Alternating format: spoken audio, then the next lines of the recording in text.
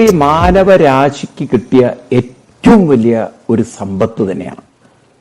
കാരണം ഭഗവത്ഗീത പോലുള്ള ഒരു കൃതി നാം ശരിക്കും പഠിച്ച് നമ്മുടെ ജീവിതം നയിച്ചിരുന്നുവെങ്കിൽ നമുക്ക് എവിടെയാണ് ജീവിതം, എന്താണ് ജീവിതം എന്ന വ്യക്തത ഉണ്ടാകുമായിരുന്നു. ഇന്നിപ്പോൾ നമ്മൾ ജീവിക്കുകയാണ്, പക്ഷേ what is life we don't know. Life എന്താന്ന് ചോദിച്ചാൽ നമുക്കറിയില്ല. നമ്മൾ പറയും ഞാൻ അടിപൊളിയായിട്ട് ജീവിക്കണോ, സുഖമായിട്ട് ജീവിക്കണോ എന്നതും നമ്മളിങ്ങനെ പറഞ്ഞ് ശീലിച്ചു പോയി. പക്ഷെ എവിടെയാണ് ഈ ജീവിതം? നിങ്ങൾ ചിന്തിച്ചിട്ടുണ്ടോ? എവിടെയാണ് ഈ ജീവിതം? അതിനാണ് ഗീത നിങ്ങൾ പഠിക്കേണ്ടത്, ഇത് കണ്ടെത്താൻ. പിന്നെ എങ്ങനെയാണ് ജീവിക്കേണ്ടത് നമ്മൾ അറിഞ്ഞുകൊണ്ട് ജീവിക്കുക.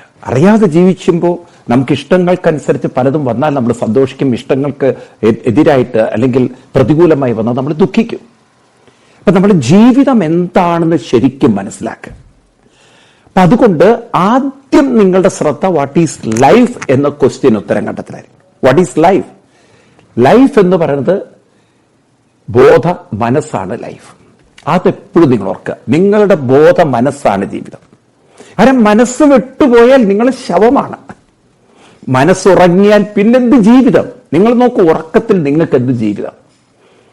നിങ്ങൾ പറയുക ശ്വാസം പോകുന്നുണ്ടല്ലോ, ശ്വാസം വലിക്കുന്നത്. നിങ്ങൾ അറിയുന്നുണ്ടോ ശ്വാസം വരുന്നതും പോകുന്നതും?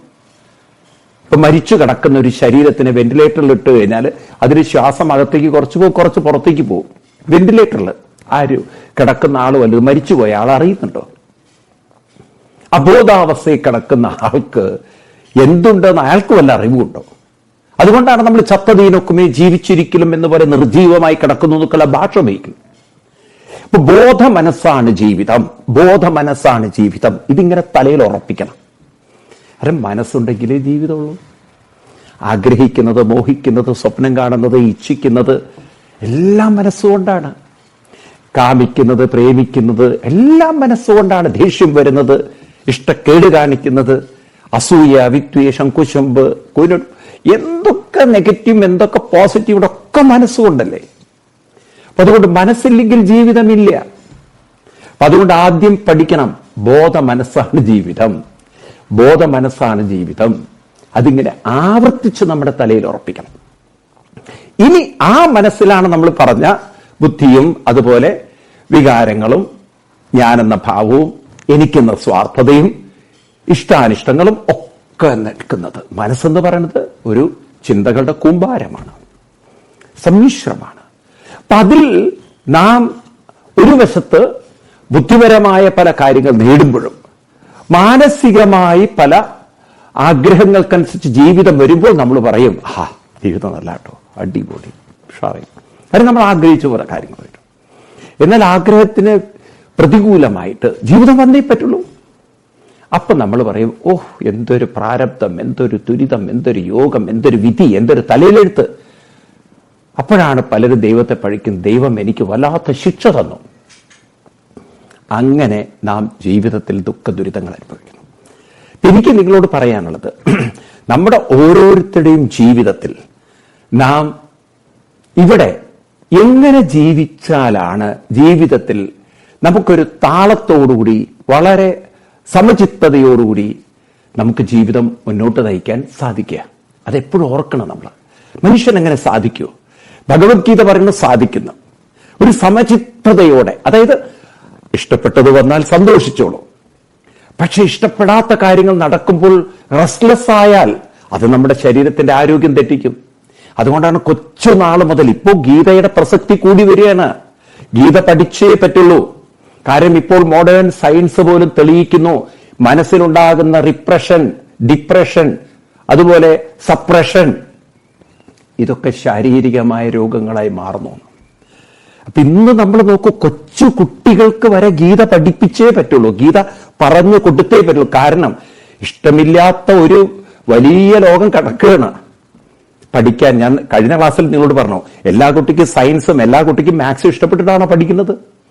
സ്കൂളിൽ തന്നെ പോവാൻ താല്പര്യമില്ലാത്തവരുണ്ട്. പണ്ടൊരു തമാശയായിട്ടൊരു കഥ പറയും. ഒരു വീട്ടില് അമ്മ വിളിക്കുന്നത്, മോനെ എണീക്കടാ, സ്കൂളിൽ പോവാൻ സമയം, നീ എന്താ പോത്തുപോലെ കിടക്കുന്നത്, എണീക്ക് വിടുന്നതെന്ന്. എനിക്ക് പോവാൻ താല്പര്യമില്ല, എനിക്ക് സ്കൂളിൽ പോകാൻ താല്പര്യമില്ല, ഞാൻ പോകുന്നില്ല. വീണ്ടും അയാളുടെ അച്ഛൻ വിളിക്കണ്ട്, എടാ സമയമായി, നീ എന്താ അവിടെ പൂത്തുപോലെ കിടക്കണത്, കുറെ നേരമായിട്ട് ചുരുണ്ടുകൂടി കിടക്കണം. എനിക്ക് അവിടെ നിന്ന് അലറി, ഞാൻ പോകുന്നില്ല, എന്നെ വെറുതെ ബഹളം വെച്ച് വിളിപ്പിക്കണ്ട, ഞാൻ പോകുന്നില്ല, എന്നെ ഉണർത്തണ്ട, എനിക്ക് പോകാൻ പറ്റില്ല. വീണ്ടും അമ്മ പറയുന്നുണ്ട്, മോനെ നീ എണീക്കണ സമയം ഇതാ, ഇനി അധിക സമയമില്ല, ബസ് വരാറായി, നിനക്ക് പോകണ്ടേ, പല്ല് വെച്ച് കുളിച്ച് പോകണ്ടേ നിനക്ക്. എനിക്ക് പോവാൻ താല്പര്യമില്ല അമ്മ.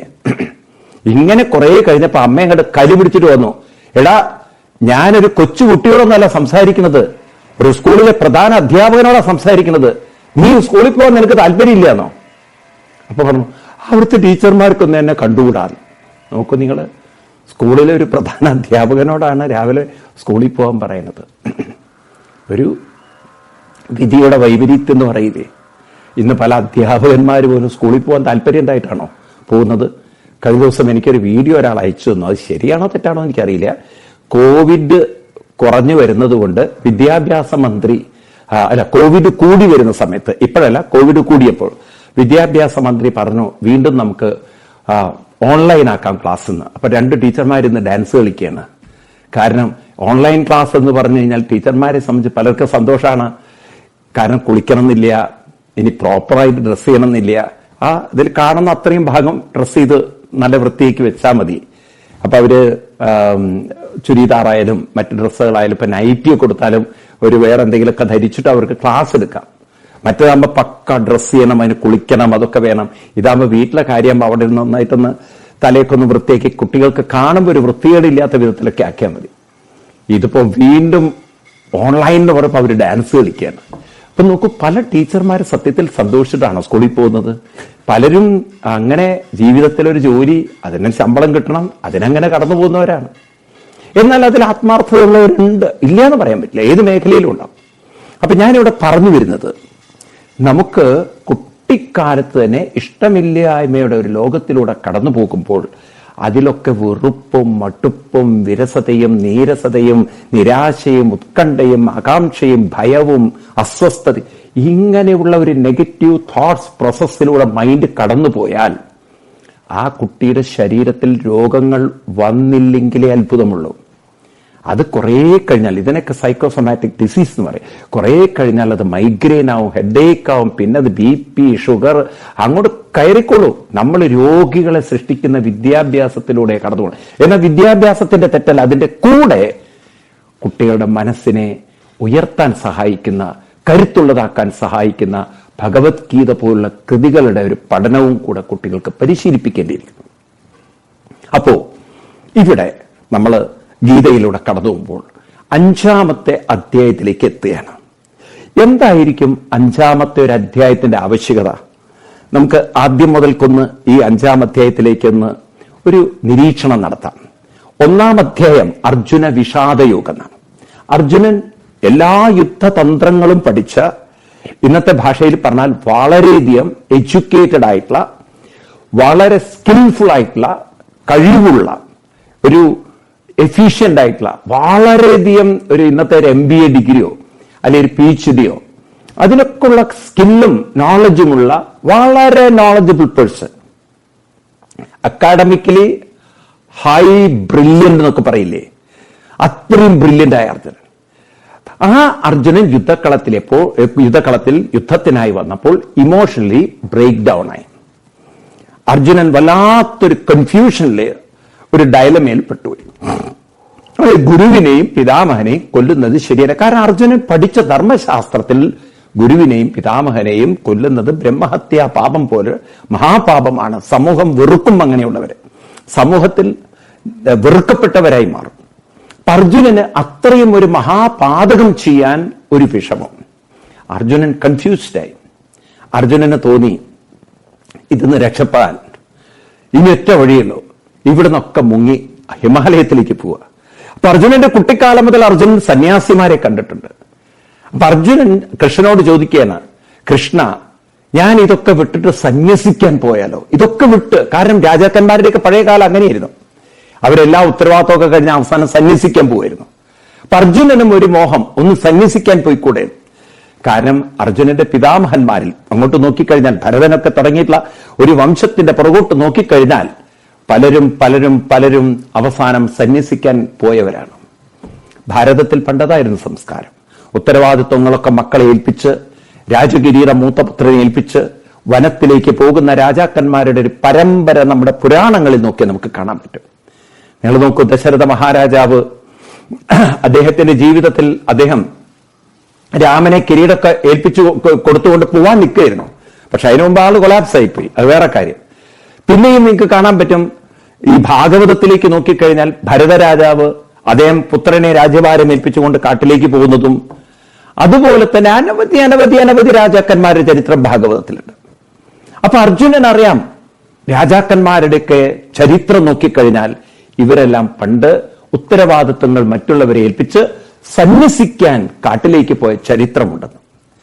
അപ്പൊ അർജുനനെ സംബന്ധിച്ച ഒരു കൺഫ്യൂഷൻ, ഞാൻ ഇവിടെ യുദ്ധക്കളത്തിൽ യുദ്ധം ചെയ്യുന്നതാണോ ശരി, ഇപ്പോൾ സന്യസിച്ച് എന്റെ പിതാമഹന്മാര് കടന്നുപോയ സന്യാസത്തിന്റെ മാർഗത്തിലൂടെ ഒരു മനുഷ്യന് വേണ്ടുന്ന മോക്ഷം, അതായത് സമാധാനവും ശാന്തിയും സ്വസ്ഥതയും കൈവരിച്ച മോക്ഷത്തിലേക്ക് എന്നെ ഉയർത്തുകയല്ലേ വേണ്ടത്, ഇതിലേത് ഞാൻ എടുക്കണം? ആ ഒരു കൺഫ്യൂഷനിലൂടെ ആദ്യമേ കൃഷ്ണൻ അർജുനന് ജ്ഞാനം ഉപദേശിക്കാൻ, അർജുന നീ ആരാണ്, ഞാൻ നേരത്തെ പറഞ്ഞേ എന്താണ് ജീവിതം, അർജുനോട് പറഞ്ഞു, അർജുന ഓരോ വ്യക്തിയും വ്യക്തികളായി നിൽക്കുന്നതിന് കാരണം അവരിലെ ആ വ്യക്തിത്വമാണ്. ഞാൻ നേരത്തെ കഴിഞ്ഞ ക്ലാസ്സിലൊക്കെ നിങ്ങളോട് പറഞ്ഞു, ബോധ മനസ്സെന്ന വ്യക്തിത്വത്തിലാണ് അവരിലെ വ്യക്തി ഇരിക്കുന്നത്. ഈ ബോധ മനസ്സെന്ന് പറയുന്നതിൽ നമ്മൾ ഓരോരുത്തരും കൊണ്ടുവന്ന വാസനകളുടെ, ഇഷ്ടാനിഷ്ടങ്ങളുണ്ട്, നമ്മുടെ ആഗ്രഹങ്ങൾ, സ്വപ്നങ്ങൾ, പ്രത്യാശകൾ, പ്രതീക്ഷകൾ, ഇതെല്ലാം കിടക്കുകയാണ്. ഇതെല്ലാം വെച്ചുകൊണ്ടാണ് നമ്മൾ ജീവിതത്തിലേക്ക് കടന്നു വരുന്നത്. പിന്നെ ഓരോരുത്തരുടെയും സാഹചര്യങ്ങൾക്കനുസരിച്ച്, ചുറ്റുപാടുകൾക്കനുസരിച്ച്, കുടുംബ വ്യവസ്ഥകൾക്കനുസരിച്ച് ഓരോരുത്തരായിത്തീരുന്നു. ഇപ്പൊ ഒരു വൈദ്യന്റെ കുടുംബത്തിൽപ്പെട്ട ഒരു വൈദ്യൻ കുടുംബ പാരമ്പര്യം കൊണ്ട് നടക്കുന്നു.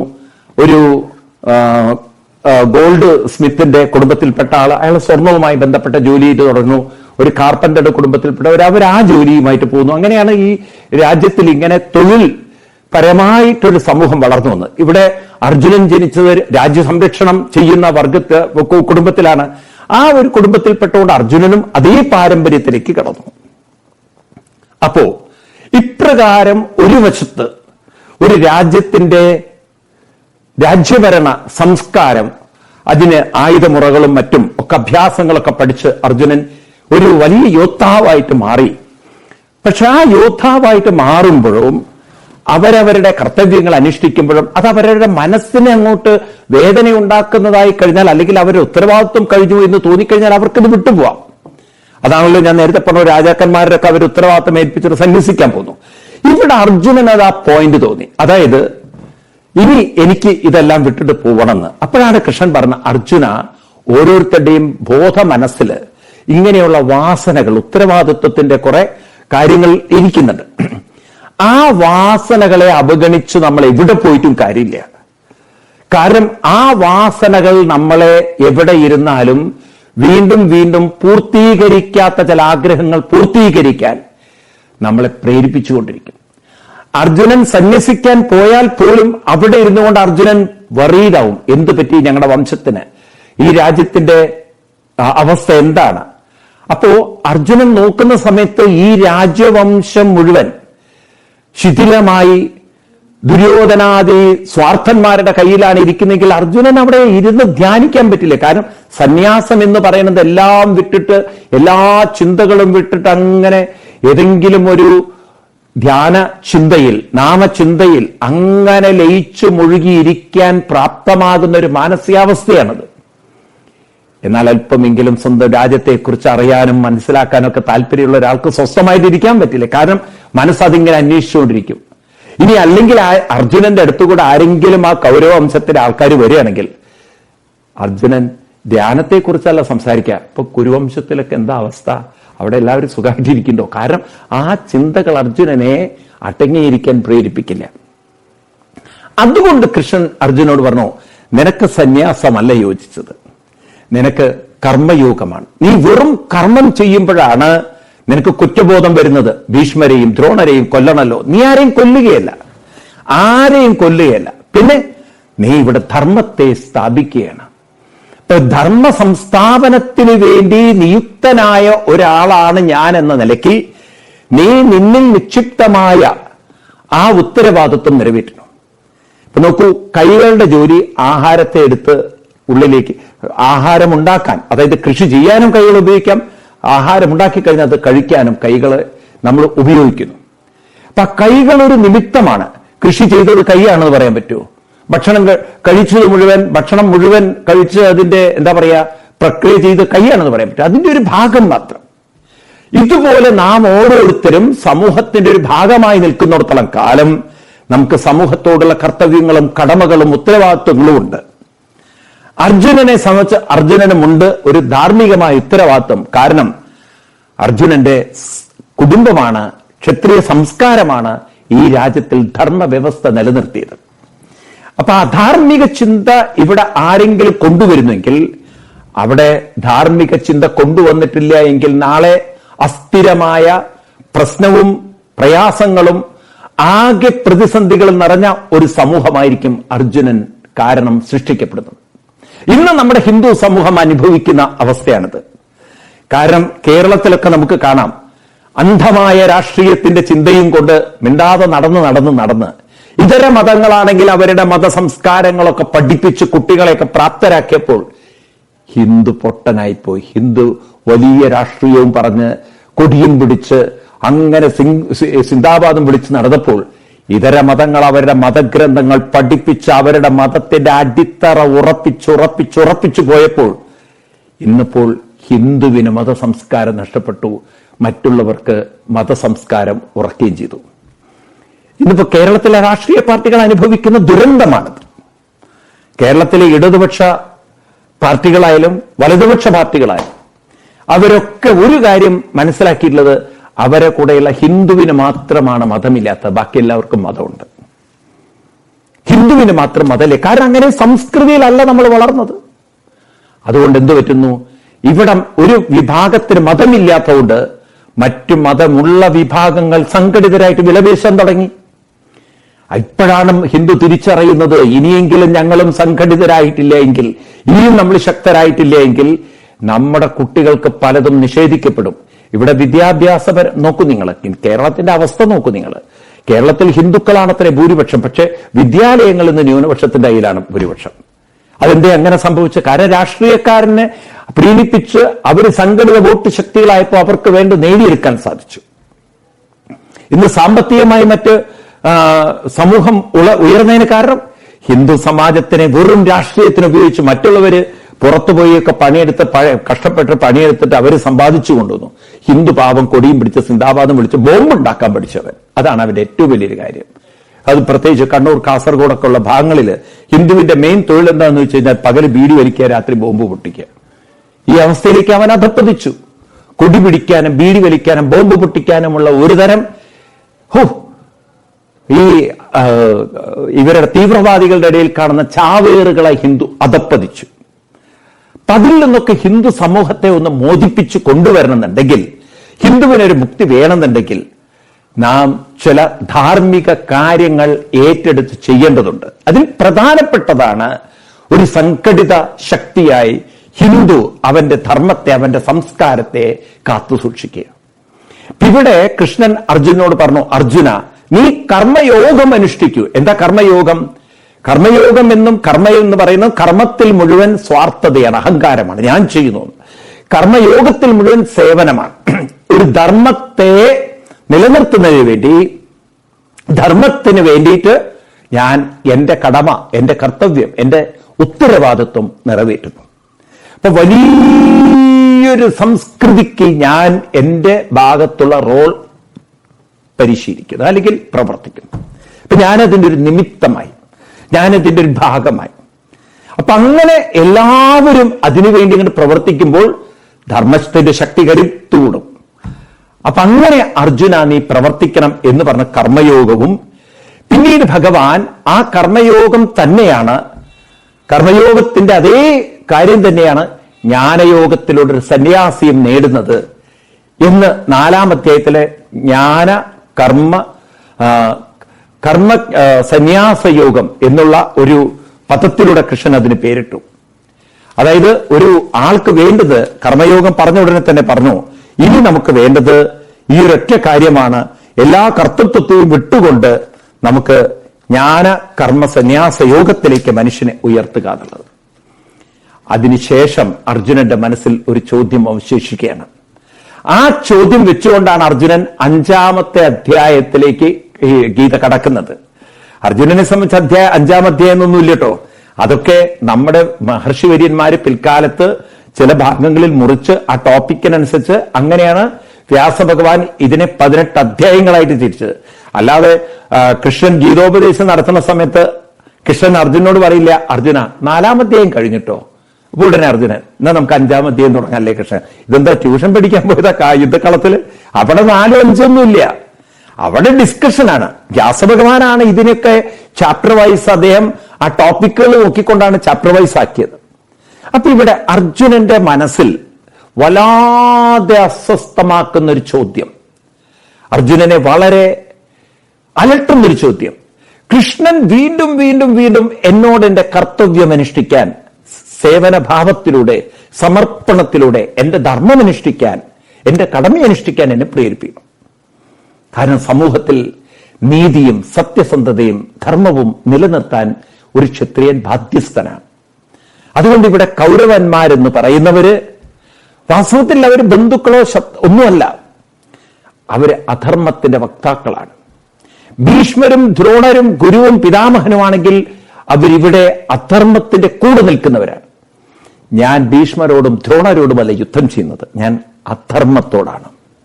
കാരണം അധർമ്മ വ്യവസ്ഥ നിലനിന്നാൽ അവിടെ പിന്നെ ധാർമ്മികയ്ക്ക് നിലനിൽക്കാൻ പറ്റില്ല. ഇന്നിപ്പം നമ്മൾ അഫ്ഗാനിസ്ഥാനിലൊക്കെ കാണുന്നില്ലേ, എവിടെ അധർമ്മ സംസ്കൃതി വന്നുവോ അവിടെ ധർമ്മത്തിന് പിന്നെ വിലയില്ല. നിങ്ങൾ നോക്കുക അവിടുത്തെ സ്ത്രീകളുടെയും കുട്ടികളുടെയൊക്കെ അവസ്ഥ.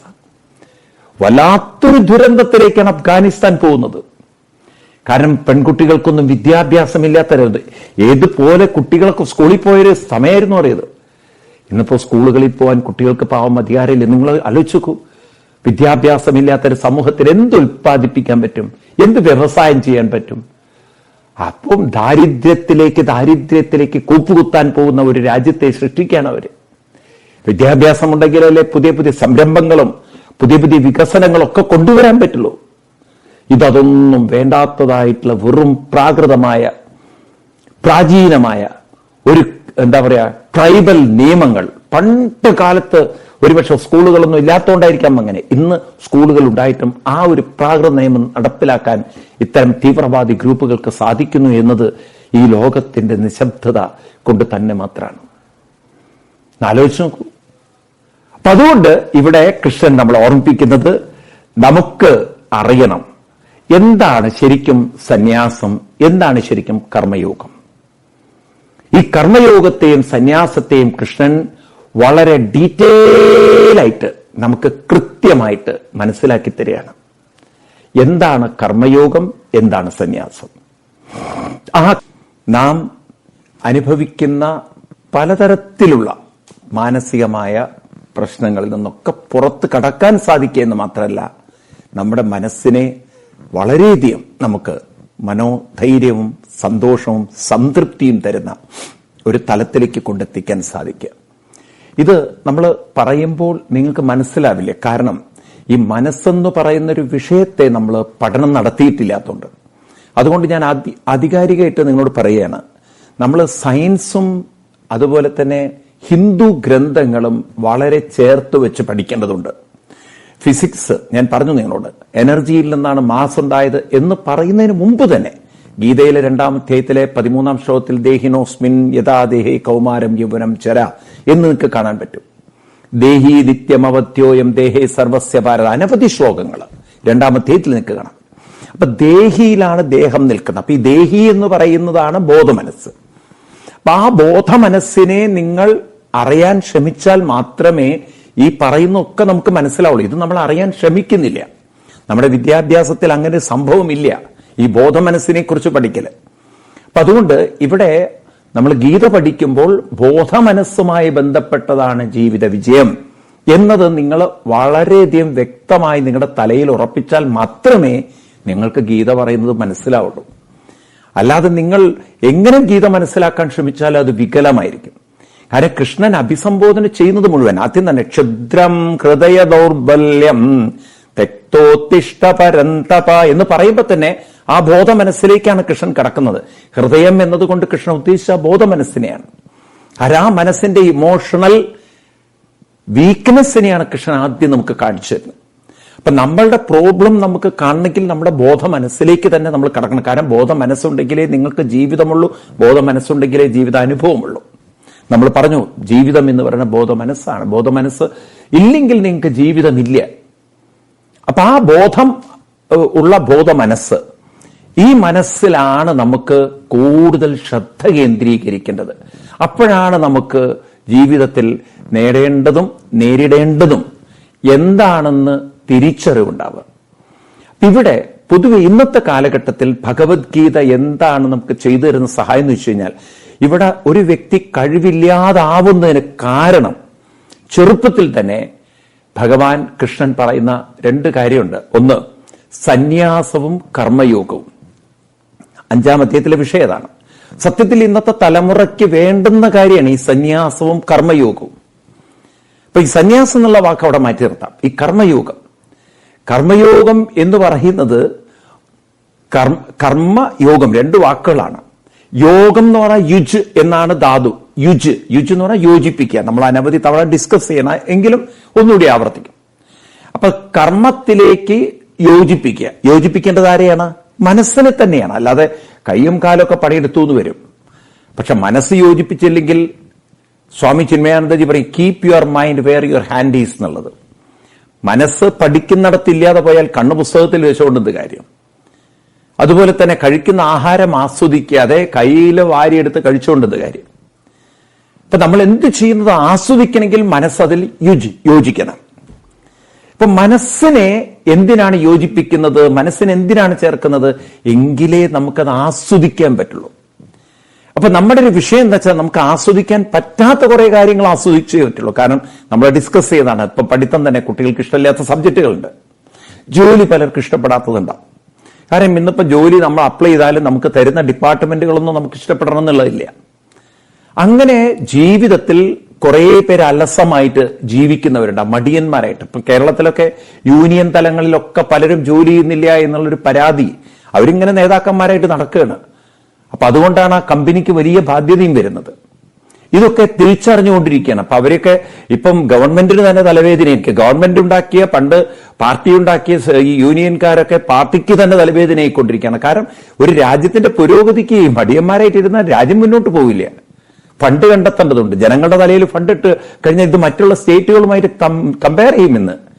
കേരളത്തിന് അങ്ങനെ ഒരു എന്താ പറയാ, ഒരു പ്രത്യേകിച്ചൊരു റൂൾസ് ഉണ്ടാക്കിയിട്ട് രക്ഷപ്പെടാൻ പറ്റില്ല. കാരണം ഇന്ന് ഇന്ത്യ രാജ്യത്ത് മറ്റ് പല സ്ഥലങ്ങളിലും കിട്ടുന്ന ആനുകൂല്യങ്ങൾ കേരളത്തിൽ കിട്ടുന്നില്ല എന്നുള്ള പരാതി പൊതുവേ വരുന്നുണ്ട്. ഇപ്പൊ തന്നെ നോക്കൂ, നിങ്ങൾ ഡീസലിനും പെട്രോളിനും മറ്റ് സംസ്ഥാനങ്ങൾ ചാർജ് കുറച്ചപ്പോൾ ഇവിടെ അത് ന്യായീകരിച്ചുകൊണ്ട് കുറയ്ക്കാതിരുന്നു. അതിനെക്കുറിച്ച് ജനങ്ങളൊന്നും മിണ്ടണില്ല. കാരണം ഈ ബഹളം ഉണ്ടാക്കേണ്ടവരാണ് ഇപ്പം ഭരിക്കുന്നത്. ഇവരല്ല ഭരിക്കുന്നതെങ്കിൽ ഇവിടെ കാണാമായിരുന്നു കുട്ടിച്ചോറാക്കുന്നത്. അപ്പൊ നമുക്ക് മനസ്സിലാക്കാൻ സാധിക്കുന്നത്, ഇവിടെ ഓരോ കുട്ടിയും ജനിച്ചു വരുമ്പോ തന്നെ, അതാണ് ജനിച്ചു വന്ന് മുന്നോട്ട് ജീവിതം പോകുമ്പോ തന്നെ അമ്മമാര് മനസ്സിലാക്കണം, അച്ഛന്മാര് മനസ്സിലാക്കണം, ഒരു കുട്ടിയുടെ ഉള്ളിലുള്ള ഇഷ്ടങ്ങൾക്കനുസരിച്ച് ജീവിതം കൊണ്ടുപോയാൽ, നിങ്ങളത് സാധിപ്പിച്ചു കൊടുത്താൽ, നാളെ ഈ കുട്ടിയുടെ ജീവിതത്തിൽ പലതും കുട്ടിയുടെ മനസ്സിന് ഉൾക്കൊള്ളാൻ പറ്റാതെ വരും. കുട്ടിക്ക് ഇഷ്ടമുണ്ടാവില്ല പലതും പഠിക്കാൻ, പല അനുഭവങ്ങളെയും കുട്ടിക്ക് ഇഷ്ടപ്പെടണമെന്നില്ല. അപ്പൊ 2 കാര്യങ്ങൾ നമുക്ക് പഠിക്കേണ്ടതുണ്ട് ജീവിതത്തിൽ. ഒന്ന്, നമ്മളിൽ വന്നു ചേരുന്ന ഉത്തരവാദിത്വങ്ങൾ. ഇപ്പൊ നമ്മൾ സ്കൂളിൽ പഠിക്കുന്നത് നമുക്ക് വന്നു ചേരുന്നതാണ്, നമുക്കതൊന്നും മാറി നിൽക്കാൻ പറ്റില്ല. സിലബസ് എല്ലാവർക്കും ഉള്ളതാണ്, നമ്മൾ ഓപ്റ്റ് ചെയ്യുന്നതാണ്. ഇപ്പൊ ഒരു കുട്ടിക്ക് ഇഷ്ടപ്പെട്ടതാണോ അല്ലേ അറിയില്ല. അച്ഛനമ്മമാരെന്തായാലും കുട്ടികളെ CBSE സിലബസിലോ ICSE സിലബസിലോ അല്ലെങ്കിൽ G സിലബസിലോ അല്ലെങ്കിൽ സ്റ്റേറ്റ് സിലബസിലോ കൊണ്ട് ചേർക്കും. ഏത് സിലബസിൽ കുട്ടി കുറച്ചു കാലം കഴിഞ്ഞാൽ നിങ്ങൾക്ക് കാണാം പെർഫോമൻസ് എങ്ങനെ ഉണ്ട് എന്നൊക്കെ. എന്നിട്ട് പിന്നെ അവിടെ നിന്നും ഇവിടെ നിന്നൊക്കെ മാറ്റും. എന്നാലും പല സബ്ജക്റ്റുകളും കുട്ടിക്ക് ഒഴിവാക്കാൻ പറ്റുമോ?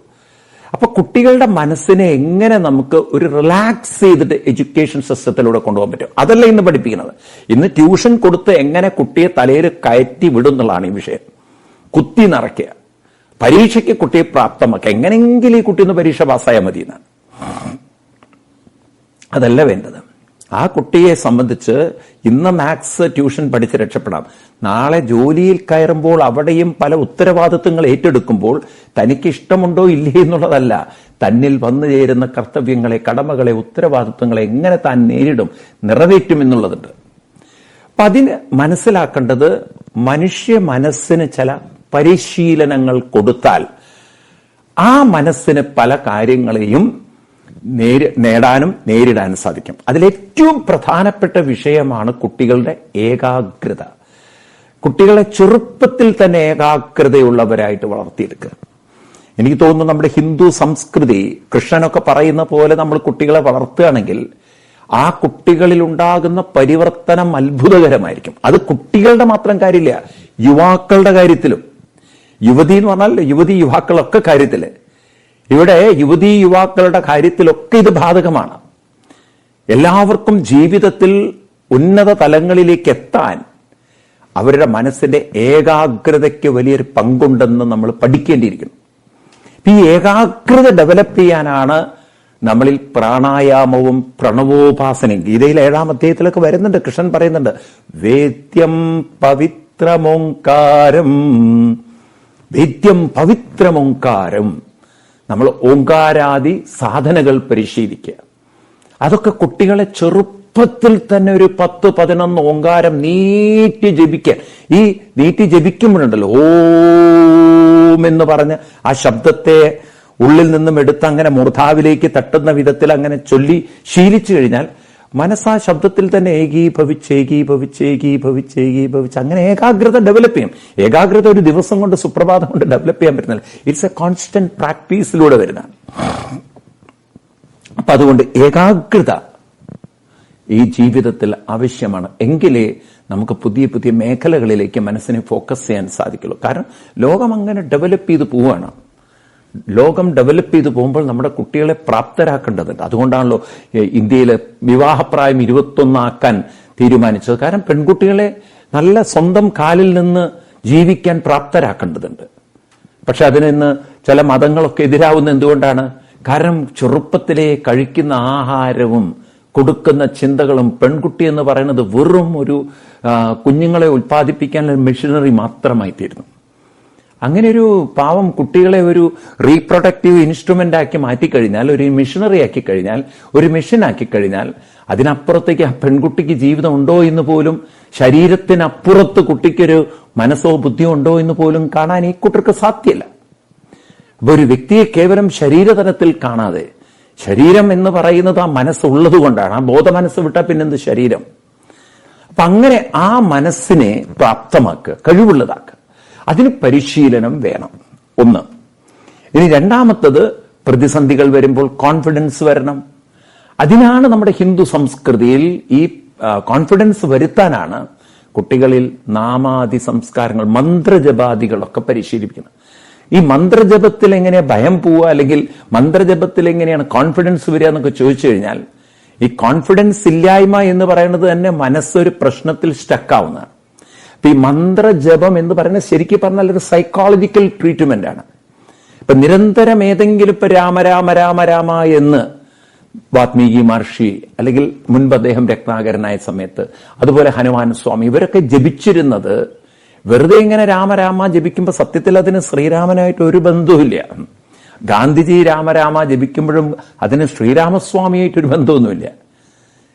രാമരാമ എന്നൊരു മന്ത്രം റിപ്പീറ്റ് ചെയ്യുന്ന സമയത്ത് നമ്മുടെ ശ്രദ്ധ അതിലേക്ക് തിരിയുമ്പോൾ ആ മന്ത്രത്തിൽ തന്നെ മനസ്സിനെ കണ്ടിന്യൂസ്ലി നമ്മൾ കുറെ നേരം അങ്ങനെ ഇരുത്തി ശീലിക്കുമ്പോൾ മനസ്സിന് ഒരു ഇമോഷണൽ ട്രാജഡിയിൽ ചെന്ന്, അല്ലെങ്കിൽ ഇമോഷണൽ വീക്ക്നെസ്സിൽ ചെന്ന് സ്റ്റക്കാവാൻ പറ്റില്ല. കാരണം യു ആർ ഗീവിങ് ഒരു ഓപ്ഷൻ കൊടുക്കാൻ, അല്ലെങ്കിൽ you are creating A new channel. മനസ്സിന് മൂവ് ചെയ്യാൻ വേറൊരു ചാനൽ ഉണ്ടാക്കി കൊടുത്തു. അപ്പൊ അങ്ങനെ നമ്മൾ നിരന്തരം പ്രാക്ടീസ് ചെയ്യുമ്പോൾ മനസ്സ് നേരത്തെ നേരിടേണ്ട ഒരു പ്രശ്നത്തിൽ സ്റ്റക്കാവുമ്പോൾ ഈ മനസ്സിനെ പുറത്തു കൊണ്ടുവരാനുള്ള ഒരു മന്ത്ര വിചാരം നമ്മൾ പരിശീലിച്ചു കഴിഞ്ഞാൽ നമുക്ക് ഒരു നിമിഷം മനസ്സിൽ തോന്നും, ഈ പ്രശ്നം നമ്മളെ അലട്ടുന്നതിന് കാരണം എന്റെ മനസ്സ് അതിൽ കുരുങ്ങി നിൽക്കുന്നതുകൊണ്ടാണ്. എന്ന് വെച്ചാൽ അതിൽ താതാത്മ്യപ്പെട്ട് നിൽക്കുന്നുണ്ട്, അതിൽ തട്ടിത്തടഞ്ഞു നിൽക്കുന്നതുകൊണ്ടാണ്.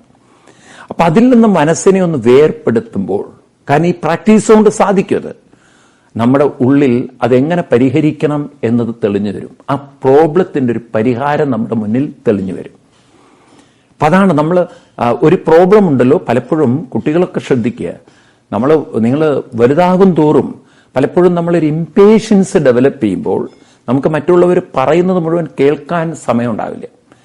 ഒരാളുടെ പ്രോബ്ലം നമ്മൾ കേൾക്കുന്ന സമയത്ത് നമ്മൾ ആ പ്രോബ്ലം കേൾക്കുകയല്ല വേണ്ടത്, ആ പ്രോബ്ലത്തിൽ എവിടെയാണ് അവർ കുരുങ്ങിക്കിടക്കുന്നത് നമ്മൾ റിയലൈസ് ചെയ്യണമെങ്കിൽ നമ്മൾ ആ പ്രോബ്ലത്തിൽ അങ്ങനെ സിങ്ക് ചെയ്ത് പോരുത്. ഇതൊരു കൗൺസിലിംഗ് ചെയ്യുന്ന അല്ലെങ്കിൽ ഒരു സൈക്യാട്രിസ്റ്റ് ചെയ്യേണ്ട പണിയാണത്. അത് നമുക്ക് ചെയ്യാൻ പറ്റും. അപ്പൊ നമ്മൾ അതിൽ നിന്നൊന്ന് മാറി നിൽക്കുമ്പോഴാണ് നമുക്ക് മനസ്സിലായി ഈ പേഴ്സൺ ഇതിൽ കുരുങ്ങിക്കിടക്കുകയാണ്. അപ്പൊ അങ്ങനെ നമുക്ക് ആ ഒരു പ്രശ്നത്തിൽ നിന്നും പതുക്കെ മൂവ് ചെയ്താൽ, പുറത്തു കടന്നാൽ നമ്മുടെ ജീവിതത്തിൽ നമുക്ക് തന്നെ ഒരു വ്യത്യസ്തത തോന്നും. അതുപോലെ നമ്മളാൽ ചില പ്രശ്നങ്ങൾ ഉണ്ടാകുമ്പോൾ നമ്മുടെ ഭാഗത്തു നിന്നാണ് തെറ്റുപറ്റിയെങ്കിൽ ക്ഷമ ചോദിക്കുക. ഞാൻ ഇങ്ങനെ അറിയാതെ ചെയ്തു പോയൊരു തെറ്റ് ഞാൻ ക്ഷമ ചോദിക്കുന്നു. ആ ക്ഷമ ചോദിക്കാനുള്ള ഒരു തന്റെ ഇടം നമ്മളിലുണ്ടാവും, ഒരു വിട്ടുവീഴ്ച മനോഭാവം ഉണ്ടാവും. അപ്പൊ അങ്ങനെയുള്ളവർക്ക് ജീവിതം സ്മൂത്തായിട്ട് മുന്നോട്ട് കൊണ്ടുപോകാൻ പറ്റും. ഈ തരത്തിൽ മനസ്സിനെ പാകപ്പെടുത്തി ജീവിതത്തെ ഓർഡർ ആക്കുന്നതിന്റെ പേരാണ് കർമ്മയോഗം. കർമ്മയോഗം എല്ലാവരും അനുഷ്ഠിക്കേണ്ടതാണ്. അതായത് നമ്മൾ ചെയ്യേണ്ടതായ കർത്തവ്യങ്ങൾ അത് നമുക്ക് ഇഷ്ടപ്പെട്ടോ ഇല്ലേ എന്നുള്ളൊരു വിഷയമല്ല. അത് ആസ്വദിച്ച് ചെയ്യണോ അസ്വസ്ഥരായി ചെയ്യണോ, അതാണ് ചോദ്യം. ആസ്വദിച്ചു പഠിക്കണോ അസ്വസ്ഥരായി പഠിക്കണോ, ആസ്വദിച്ച് ജോലി ചെയ്യണോ അസ്വസ്ഥരായി ജോലി ചെയ്യണോ, ഈ ചോദ്യത്തിന് ഉത്തരം നമ്മൾ കണ്ടെത്തണം. ബോറടിക്കണോ, എനിക്ക് ടെൻഷനാണ്, എനിക്ക് സ്ട്രെസ്സാണ്, എനിക്ക് മടുത്തു, വിരസത, ഇതൊക്കെ പറയുന്നെങ്കിൽ നിങ്ങൾ അസ്വസ്ഥരാണ് മെന്റലി. എനിക്ക് പഠിക്കാൻ ഇഷ്ടമില്ല എന്ന് പറഞ്ഞാൽ എനിക്ക് താല്പര്യമില്ല എന്ന് പറയുന്ന ആളുടെ മൈൻഡ് അസ്വസ്ഥമാണ്, അത് എൻജോയ് ചെയ്യുന്നില്ല. അപ്പൊ മനസ്സ് എൻജോയ് ചെയ്യണമെങ്കിൽ ആ മനസ്സിനെ ഒന്ന് പരിശീലിപ്പിക്കണം. പാവം അച്ഛനമ്മമാർ അതിന് പകരം ട്യൂഷന് പറഞ്ഞയക്കണം, അല്ലെങ്കിൽ കുറെ ചീത്ത വിളിക്കണം. ജോലിയിലാണെങ്കിൽ അത്തരം ആളുകളെ അവിടെ നിന്ന് ജോലിയിൽ നിന്ന് പറഞ്ഞയക്കുന്നു. അപ്പൊ അതുകൊണ്ട് സ്വയം ഡെവലപ്പ് ചെയ്യുക, ഈ പരിശീലനം നമുക്കുണ്ടാവണം. അതുപോലെയാണ് മനസ്സിനെ ഓരോ പ്രശ്നങ്ങൾ നേരിടാനുള്ള ആ കോൺഫിഡൻസ് ഉണ്ടാക്കണമെങ്കിൽ നാം ആ പ്രോബ്ലത്തിൽ ചെന്ന് സ്റ്റക്കാവരുത്, അതിൽ പോയി ഒട്ടി നിൽക്കരുത്. അപ്പൊ അതിൽ നിന്ന് മാറണമെങ്കിൽ നമ്മൾ വേറെ ട്രാക്ക് ഡെവലപ്പ് ചെയ്താലേ മൈൻഡ് ഈ ഒരു കാര്യത്തിൽ അമിതമായി ഒന്നിൽ ഒട്ടി നിൽക്കാതെ അതിൽ നിന്നൊരു പ്രതിപക്ഷ ഭാവന, അതായത് അതിൽ നിന്ന് മാറി നിന്നുകൊണ്ട് അതിനെ വീക്ഷിക്കാൻ പരിശീലിക്കണം. ഇങ്ങനെ ജീവിതത്തിൽ നമുക്ക് തന്നെ മാറ്റങ്ങൾ ഉണ്ടാക്കാൻ സാധിക്കും എന്നത് നമ്മുടെ ഋഷിവര്യന്മാർ തെളിയിച്ചിട്ടുണ്ട്. നമ്മളതൊന്ന് പ്രാക്ടീസ് ചെയ്താൽ മതി. അപ്പൊ അതാണ് കർമ്മയോഗമെങ്കിൽ. അപ്പൊ സന്യാസം എന്ന് പറയുന്നതോ, സന്യാസം എന്ന് പറയുന്നത് മനസ്സിനെ അതിന്റെ കോൺഷ്യസിന്റെ ഹയർ തലങ്ങളിലേക്ക്, നമ്മൾ ബോധത്തിന്റെ ബോധമണ്ഡലത്തിലേക്ക്, നമ്മൾ സാധാരണ ചിന്താമണ്ഡലത്തിൽ നിൽക്കുന്നവരാണ്, ബോധത്തിന്റെ തലത്തിലേക്ക് നമ്മുടെ മനസ്സിനെ കൂടുതൽ കൂടുതൽ കൂടുതൽ കൂടുതൽ ഇൻവോൾവ് ചെയ്യിക്കുക. നേരത്തെ നമ്മൾ ജോലിയിലും അതുപോലെ തന്നെ നമ്മൾ നമ്മുടെ ജീവിത പ്രശ്നങ്ങളെയാണ് നമ്മൾ അഭിമുഖീകരിച്ചെങ്കിൽ, ഇവിടെ നമ്മൾ മന്ത്രജപാദികളിലേക്ക് പൂർണ്ണമായി ഇൻവോൾവ് ചെയ്ത് മറ്റെല്ലാ ചിന്തകളെയും കർമ്മങ്ങളെയും വിട്ടുകൊണ്ട് അങ്ങനെ അതിൽ അലിഞ്ഞ് മുഴുകിച്ചേരാൻ പറ്റുന്ന ഒരു മാനസികാവസ്ഥയാണ് സന്യാസം.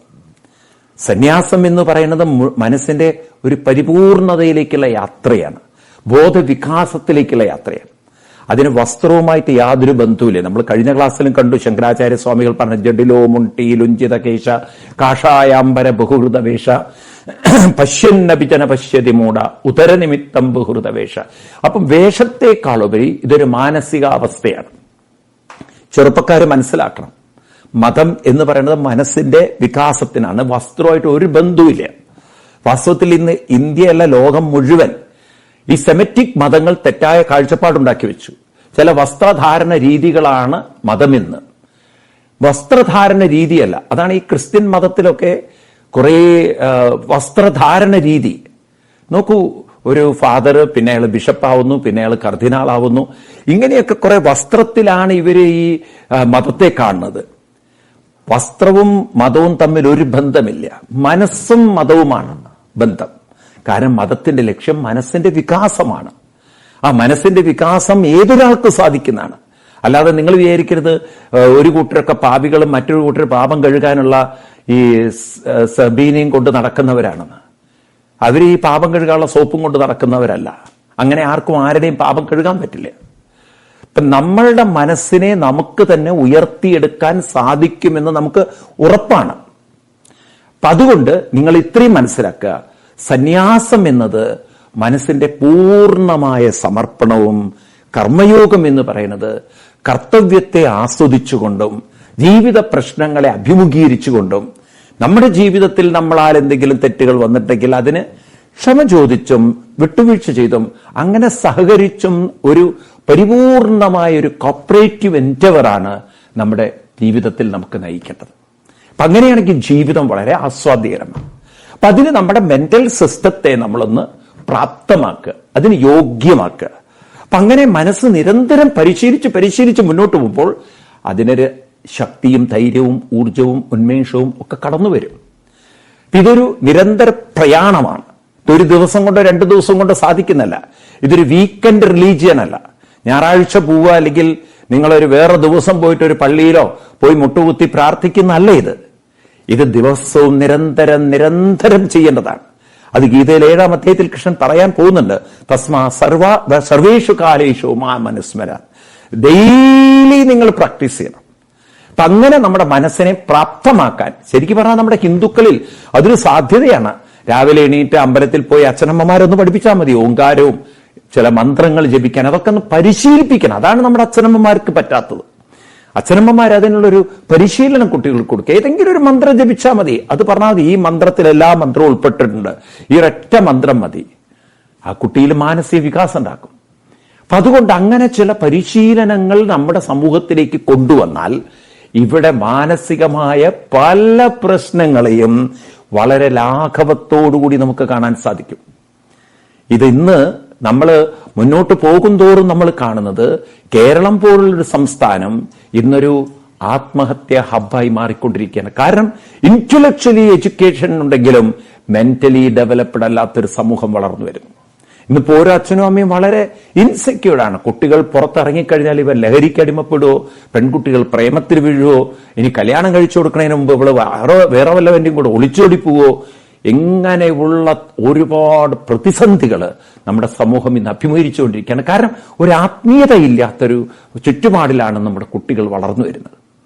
അതുകൊണ്ട് കുട്ടികൾക്ക് ചെറുപ്പത്തിൽ തന്നെ ഇത്തരത്തിലുള്ള പ്രാക്ടീസ്, ഭാഗവതത്തില് 5 വയസ്സുള്ള പ്രഹ്ലാദൻ പറയും കൗമാര ആചരേ പ്രാജ്ഞ എന്നാണ്. കുട്ടിക്കാലത്ത് തന്നെ കുട്ടികളെ പ്രാജ്ഞരാക്കണം എന്നാണ്, ഭ്രാന്തരാക്കണം എന്നല്ല പറഞ്ഞത്. പ്രാജ്ഞ എന്ന് പറഞ്ഞാൽ അവരെ പ്രാഗ് എന്നല്ല. ഇപ്പൊ പ്രാക്ക് വീട് നമ്മൾ കാണുന്നത്. കുട്ടികളെ പ്രാജ്ഞരാക്കുക എന്ന് പറഞ്ഞാൽ നേരത്തെ പറഞ്ഞതുപോലെ അവനവന്റെ കടമകളെ കർത്തവ്യങ്ങളെ ചെയ്യാനുള്ള പ്രവൃത്തികളെ ആസ്വദിക്കാനും അതുപോലെ വരുന്നതിനെ നേരിട്ടും അങ്ങനെ ജീവിതത്തെ ഒരു സന്തോഷമുള്ള സംതൃപ്തി നിറഞ്ഞ കൃതാർത്ഥത നിറഞ്ഞ ഒന്നാക്കി മാറ്റുക. അതിനെ മനസ്സിനെ പ്രാപ്തമാക്കുക. അല്ലാതെ വരുന്നതിനെ നമുക്ക് മാറ്റിയെടുക്കാൻ പറ്റില്ല. ഇന്നിപ്പോ നമ്മൾ എന്താണ് വരുന്നതിനെ മാറ്റിയെടുക്കുക, എനിക്കിത് ഇഷ്ടമല്ല അതുകൊണ്ട് ഞാനിത് മാറ്റി. നമ്മുടെ ഇഷ്ടത്തിനനുസരിച്ച് ഒരു കൺഡ്യൂസീവ് ആയിട്ടുള്ള വേൾഡ് നമ്മൾ ക്രിയേറ്റ് ചെയ്യാൻ നോക്കുക, സാധ്യമല്ല. നിങ്ങൾ നോക്കൂ, എയർ കണ്ടീഷൻ റൂമും അതുപോലെ തന്നെ എല്ലാ സുഖ സൗകര്യങ്ങളും ഉണ്ടാക്കി വെച്ചപ്പോൾ ഈ കോവിഡ് ഏറ്റവും കൂടുതൽ കൊണ്ടുപോയത് ആരെയാണ്?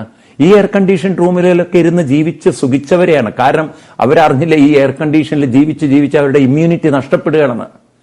പ്രതിരോധ ശക്തിയില്ല, വൈറ്റമിൻ ഡി ഡിഫിഷ്യൻസി വന്നു. ശരീരം മുഴുവൻ ഒരു ശക്തിയും ഇല്ലാതെ വെറും കൊഴുത്തു, അങ്ങനെ കഴിച്ചതിന്റെ ഫാറ്റും നിറഞ്ഞ് ആളുകൾ വിചാരിച്ചു ഇതൊക്കെയാണ് റിച്ച്നെസ് ആൻഡ് ദിസസ് ഒക്കെയാണ് ജീവിതം എന്നുള്ളത്. 10 ലക്ഷം ആളുകളാണ് അമേരിക്കയിൽ മരിച്ചത്.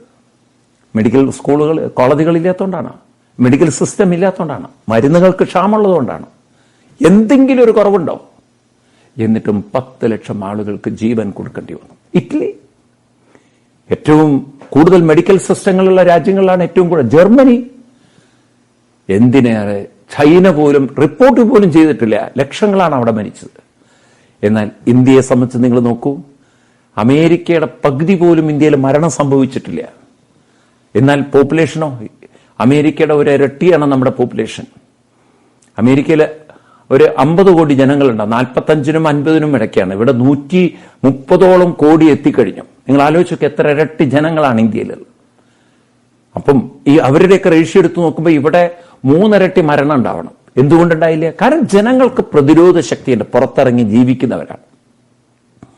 അപ്പൊ ഈ തരത്തിൽ നമ്മൾ നോക്കുമ്പോൾ നമ്മൾ വിചാരിക്കുന്ന ഇഷ്ടങ്ങളുടെ ലോകം സാധിപ്പിച്ചിട്ടുള്ള ലോകം വരുമ്പോൾ പ്രതിരോധമില്ലാത്ത കുറെ ജീവിതമായിരിക്കും നമുക്ക് കിട്ടുക, ശാരീരിക തലത്തിലും മാനസിക തലത്തിലും.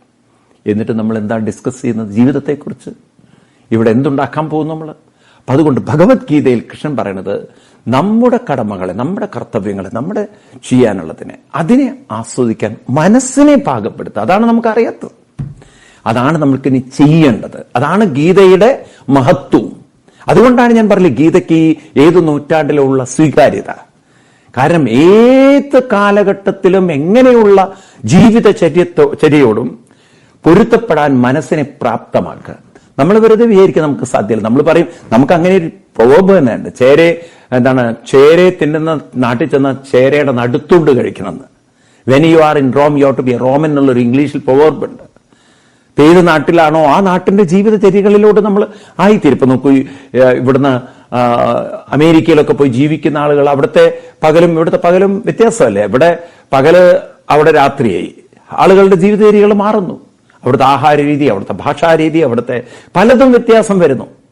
ആളുകൾ അതിനനുസരിച്ചൊക്കെ ജീവിക്കാൻ പഠിക്കുന്നു. അവരുടെ വസ്ത്ര രീതികളൊക്കെ മാറ്റുന്നു. അപ്പൊ മനുഷ്യന്റെ മനസ്സിനെ എങ്ങനെ വേണമെങ്കിലും അക്കോമഡേറ്റ് ചെയ്യാനും അഡ്ജസ്റ്റ് ചെയ്യാനും കോപ്പറേറ്റ് ചെയ്യാനും സാധിക്കും. പക്ഷെ അത് ഒരു ഫോഴ്സ്ഫുള്ളി ചെയ്യുമ്പോഴാണ് മനസ്സ് റിയാക്ട് ചെയ്യുന്നത്. അപ്പോഴാണ് മനസ്സ് മുഴുവൻ എങ്ങനെയെങ്കിലൊക്കെ ഒരു കാര്യം ചെയ്തു തീർക്കുന്നത്. ഒരു കലാകാരനെ സംബന്ധിച്ച് ഒരു ജോലി തുടങ്ങിക്കഴിഞ്ഞാൽ അതിലയാൾ അങ്ങനെ മുഴുകി രസിക്കുകയാണ്. ഒരു കലാകാരന്റെ ആർജവത്തോടുകൂടി വേണം ജീവിതത്തെ കാണാൻ. അത് നമുക്ക് ആസ്വദിക്കാൻ പറ്റണം, അത് നമുക്ക് എൻജോയ് ചെയ്യാൻ പറ്റണം. അതിന് നമുക്ക് മനസ്സിനെ പ്രാപ്തമാക്കാൻ ഇവിടെ അർജുനൻ കൃഷ്ണനോട് ചോദിക്കുന്ന ചോദ്യമാണ് നമ്മൾ ആരംഭിച്ചത്. ആ ചോദ്യം നമുക്ക് ഒന്നുകൂടി ഡീറ്റെയിൽ ആയിട്ട് മനസ്സിലാക്കേണ്ടതുണ്ട്. കാരണം അർജുനൻ ഒരിക്കലും കൃഷ്ണനോട് പ്രാക്ടീസ് ചെയ്യാൻ പറ്റാത്തതായ ഒന്നും ചോദിക്കുന്നില്ല, ഇമ്പോസിബിൾ ആയതൊന്നും ചോദിക്കുന്നില്ല. അർജുനനും നമുക്കൊക്കെ പറ്റുന്ന കാര്യമാണ് കൃഷ്ണനോട് ചോദിച്ചിട്ടുള്ളത്. അതുകൊണ്ട് നമ്മുടെയൊക്കെ ജീവിതത്തിൽ ഒരു വലിയ മാറ്റം ഉണ്ടാവണം.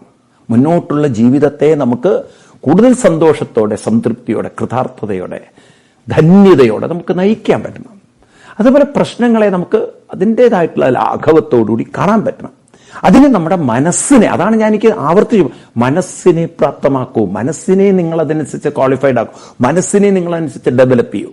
ആ മനസ്സിനെ ഡെവലപ്പ് ചെയ്യാനാണ് നമുക്ക് അനുഷ്ഠാനങ്ങളുടെയൊക്കെ ആവശ്യകത. ഇപ്രകാരം നമ്മുടെ മനസ്സ് എന്ന് പറയുന്ന നാം ഇതുവരെ മനസ്സിലാക്കാത്തതായ ഒരു ശക്തിവിശേഷത്തെ ഇനി നമ്മളൊന്ന് ശ്രദ്ധ വെച്ച് നമ്മൾ അതിനെ ഒന്ന് ഡെവലപ്പ് ചെയ്യാൻ സാധിച്ചു കഴിഞ്ഞാൽ നമ്മളിൽ ഒരു വലിയ പരിവർത്തനം സംഭവിക്കും നമുക്ക് കാണാം.